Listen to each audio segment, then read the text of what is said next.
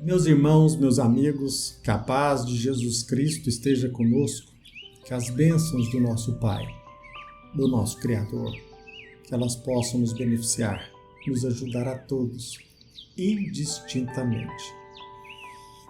É com prazer que nós estamos aqui mais uma vez para levar a vocês aquilo que nós entendemos de suma importância, assuntos que possam nos ajudar no dia a dia.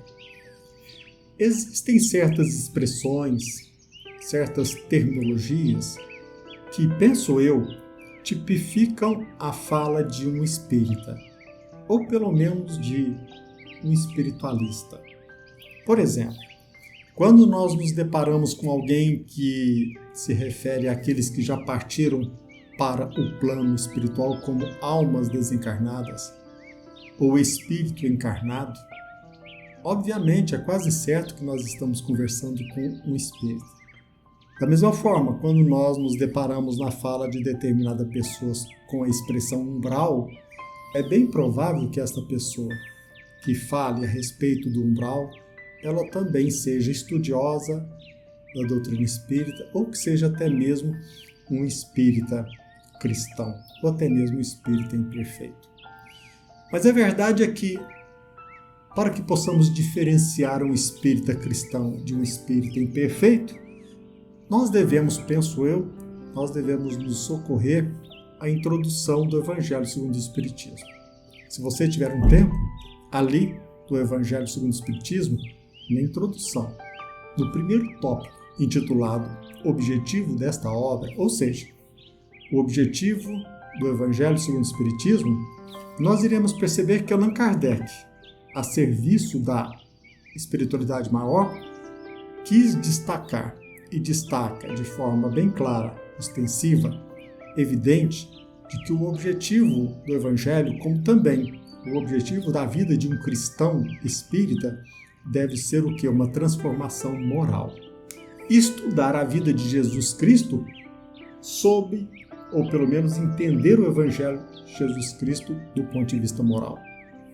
Penso eu que quando nós estudamos qualquer tema, principalmente aqueles que envolvem assuntos espiritualistas, espirituais, espiritistas, nós devemos também ficar atentos sobre um liame entre moral, dever, obrigação com aquele assunto que está sendo estudado. Por exemplo, umbral. Qual a finalidade do umbral? Como que nós podemos compreender o umbral?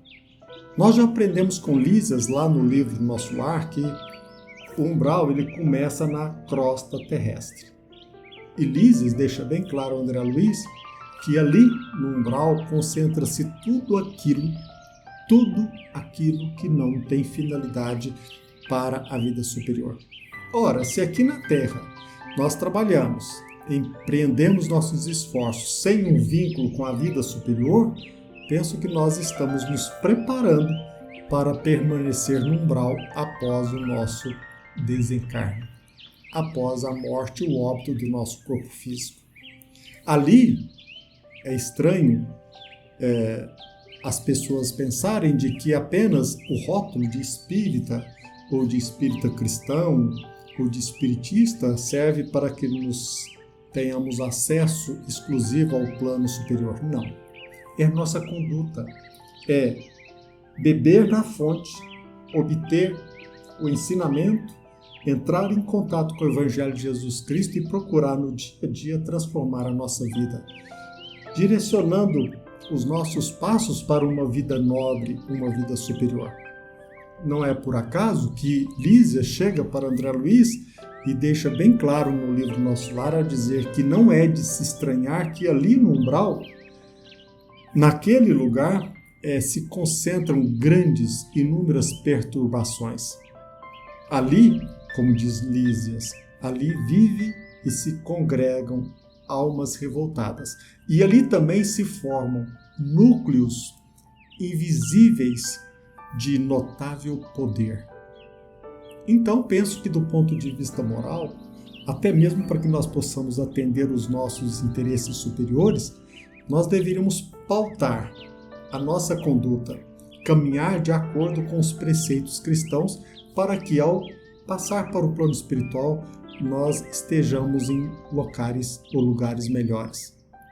Portanto, do ponto de vista moral, é muito importante entendermos como nós poderíamos caracterizar, tipificar, narrar, descrever o umbral. Mas o mais importante é que vivamos no dia a dia segundo os preceitos do Evangelho de Jesus Cristo.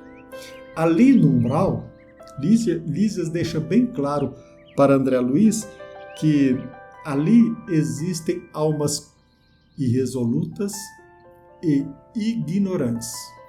No umbral, há legiões compactas de almas irresolutas e ignorantes, que não são suficientemente perversas para serem encaminhadas a colônias de reparação mais dolorosas, mas também não são nobres o bastante para serem conduzidas a planos de elevação.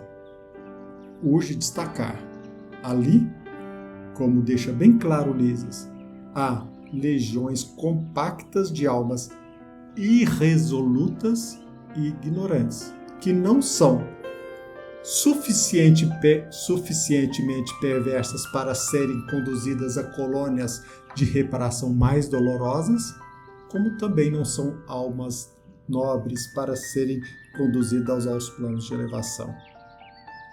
É zona obscura, segundo Lísias, de quantos no mundo não resolveram atravessar as portas do dever cumprido.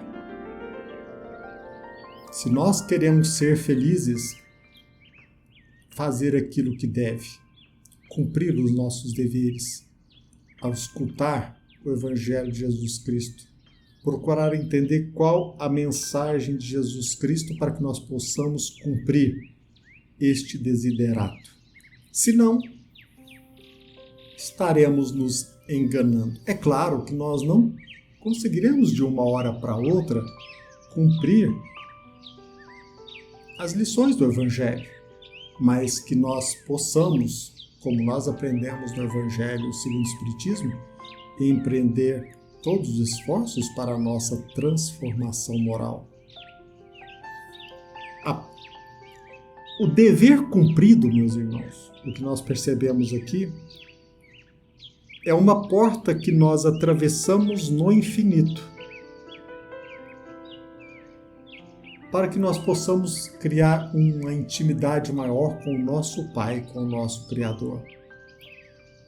Para finalizar, então, penso que nós devemos sempre refletir ao analisar qualquer assunto, qualquer tema, e lembrarmos-nos sempre do objetivo que a doutrina espírita, qual o objetivo da doutrina espírita? Ela nasceu com o objetivo para que nós possamos transformar o nosso dia a dia segundo as lições do Evangelho de Jesus Cristo, cumprindo com os nossos deveres. O liame entre o estudo de determinado assunto com o objetivo do Espiritismo, que é fazer com que nossa vida se transforme fazendo aquilo que nós devemos fazer. Senão nós iremos nos enganar. Aqui, nós precisamos relembrar que de forma bem precisa, Lísias chega para André Luiz e deixa bem claro que o umbral funciona, então, como uma região destinada a esgotamento de resíduos mentais.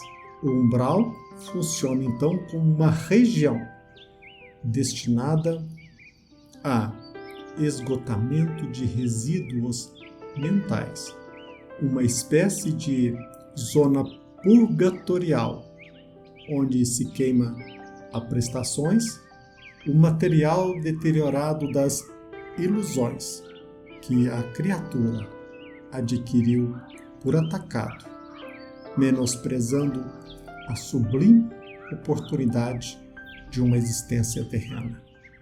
Se nós queremos, assim, aproveitar a nossa existência, penso eu que nós devemos procurar a cada dia empreender esforços para a nossa transformação moral.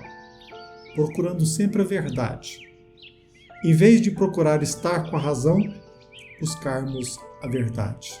Entendermos a mensagem de Jesus Cristo para a nossa própria conscientização, ajudando assim aos outros e ajudando a nós mesmos. O Evangelho de Jesus Cristo, ele é muito importante porque serve como um norte para que possamos a cada minuto criar de nossa parte uma intimidade cada vez maior com Deus, porque Ele está sempre como Pai misericordioso presente. Que pensemos nisso, analisemos tudo aquilo que nós compartilhamos com vocês. Que a paz de Jesus Cristo esteja conosco e que as bênçãos do nosso Pai, do nosso Criador, que elas possam nos beneficiar a todos. Que assim seja.